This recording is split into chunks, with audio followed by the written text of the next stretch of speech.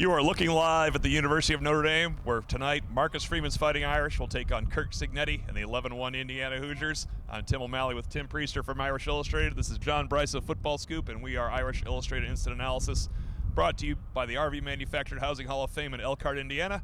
Tim Priester, Elkhart to our east, Bloomington to our south, weather from the Great White North. That's how football should be played in the playoffs. Well, there's no doubt about it, and when the wind is picking up here now, I think the snow is behind us, literally and figuratively. I don't think there's going to be any more snow tonight, but if the wind picks up, it becomes a little different proposition, and it's going to be chilly. But look, it's chilly for the fans. It should be great for the players themselves. As the wind picks up a little bit more, it may be a little bit more challenging for the quarterbacks and the wide receivers. But I think this plays into Notre Dame's hands. Notre Dame's a more physical football team. Who's going to be tougher in the trenches? In these conditions, I like Notre Dame. I said 40 rushes for the Leonard Love Price triumvirate. I probably underestimated it if the weather's like this, because this is a different level of cold. I was talking with Tom the intern and Noah, assistant to the intern. It's different cold out here right now. This is not, Virginia was kind of cold in November. It's a weird feeling. Now, Curt Cignetti says he has a Canadian quarterback who destroyed Purdue in the cold. It's still going to be the matchup Notre Dame fans need to see. Christian Gray back at it, Leonard Moore against the host. Priester's talked about this a lot, of veteran receivers that are 22, 23 years old. Yeah, it's a group of veteran receivers that have played a lot of football, but none of them has played a lot of football in this weather, and I don't care where Rourke is from. He's not played a lot of football in this weather because we've just not seen a lot of football in this weather, and we quite literally have never seen a home playoff game the third week of December. So it's history on hand. I'm like you guys. I think Notre Dame is the more physical team. I think Notre Dame is the deeper team, and the best way I can put it is, as I've talked with people in the program over the last 10 days, including as recently as yesterday, I said, okay, give me your keys to the game. And I want to stress how much this program of Notre Dame respects the coaching staff and what Indiana has done. But they've said, look, they're incredibly well coached. They don't beat themselves. We're the better team. And that's what it boils down to. Notre Dame is the better team. Notre Dame is the more talented team.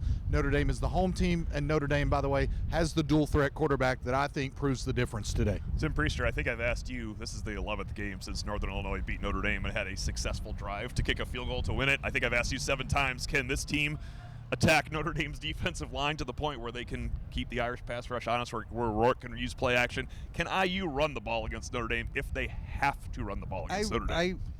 I'm going to say I doubt it. And again, I want to say that, I've been saying this for 3 weeks. This is a really good Indiana football team. And I'm not saying that they can't come in here and win a football game, but I like Notre Dame's chances against a ground game that's mid-range. We do like their running backs, but I don't think, especially with Howard Cross, the third back, I don't think that there are going to be consistent inroads against Notre Dame's defensive line. I think eventually they will get a pass rush. We had questions during the week.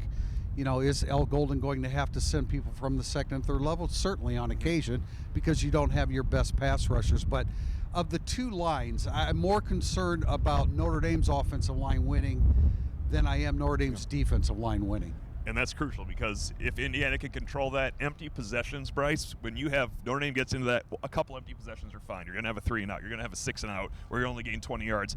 It's when you get into that rut, when it gets difficult and you keep IU in a game that you should be able to pull away in. If you keep IU in this game, there's only one team nervous in the middle of the third quarter. You have to minimize your empty possessions for sure, but if you're Notre Dame, what you can't do is give away possessions. And I'm a firm believer that as long as Notre Dame doesn't lose the turnover margin in this game by 2+, Notre Dame wins this contest. The field position is going to be key. I think both teams will have their share of empty possessions today. I think it comes down to special teams. I think field position is going to be incredibly important. And again, I think Notre Dame will take better care of the football. I think if Indiana is forced to go to the air as the wind continues to swirl, as it picks up a little bit more, I think that makes it more ripe for the picking of, by the way, the guy who's best at interceptions in college football over the last 2 seasons, none other than consensus All-American X Watts. Xavier Watts is my pick to click. You guys, all 3 of us, I think, have Mitchell Evans all the time. This is a Mitchell Evans football game. This is a tight end football game. They have a quality tight end too. What do you see from the Irish passing game other than Mitchell Evans? Because Riley Leonard has to be able to beat that zone coverage for the running game to dominate, rather than just eke its way out to victory today. Yeah, I think Jaden Greathouse is another one. Indiana likes to play a lot of zone. This is something we talked about in the spring. Well, we did, and also 3 weeks ago for the USC game. By the way, my pick to click is Leonard Moore. Okay. Because I think there's going to be a back shoulder throw to Elijah Surratt that he's going to come up with. But yeah, a Mitchell Evans game, and look, we've for 3 weeks we talk about Jeremiah Love, his knee, and everybody wanted to discount it. Let's see if he's ready. The Notre Dame needs a 100% or 90 to 95% Jeremiah Love tonight. It's all hands on deck.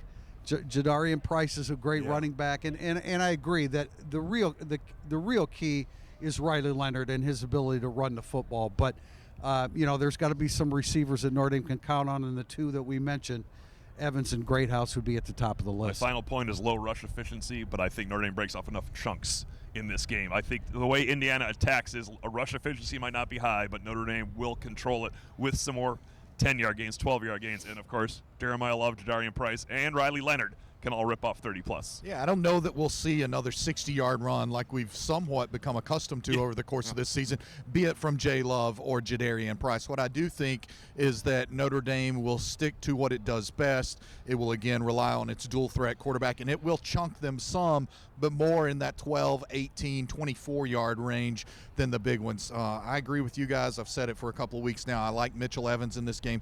Jaden Greathouse in the slot. I think this game is tailor-made for him.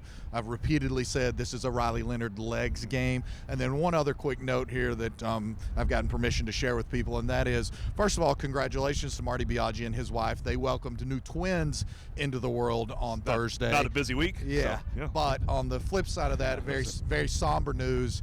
Marty Biaggi's dad has terminal lung cancer. He may not make it through the game. Marty Biaggi will be wearing his dad's old Letterman's jacket through the player walk today. This jacket's 50 to 60 years old, so if you're going to the player walk, pay special attention. We're thinking about the Biaggi family, but not that Notre Dame needs any extra emotions, but there's a lot of emotions riding high in this contest. John, and I understand that Marty Biaggi's dad has assured him that he's going to do everything he can to watch the game tonight, so all the best to the Biaggi family. South Bend, Indiana, the first playoff game, football weather. We are Irish Illustrated Instant Analysis, brought to you by the RV Manufactured Housing Hall of Fame. We'll be back post-game with more.